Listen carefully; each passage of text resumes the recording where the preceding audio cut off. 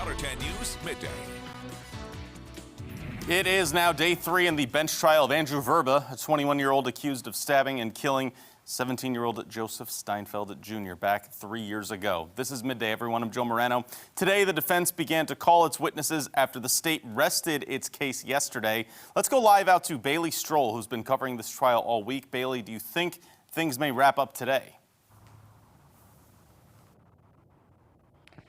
Well, it's really hard to say when this will wrap up, Joe. It could very likely go into the 4th day, depending on the number of witnesses that are expected to be called by the defense today and maybe tomorrow. Now, this morning, the defense heard from Vrba's former teacher and counselor at Houston High School, both saying that Vrba had learning disabilities and consistently had low test scores, but overall was a quiet and well-behaved student. A clinical psychologist also took the stand this morning, saying Andrew Vrba suffers from ADHD and a number of behavioral disorders, as well as issues related to past trauma, although we haven't heard what that past trauma is exactly yet. The defense is also attempting to use these witnesses to prove that Vrba struggled with decision making and social cues, while the state continues to try to prove the opposite during cross-examination, claiming Vrba does have the ability to deliberate over decisions before he makes them, in this case especially when considering whether he would kill Steinfeld in the hours leading up to that murder.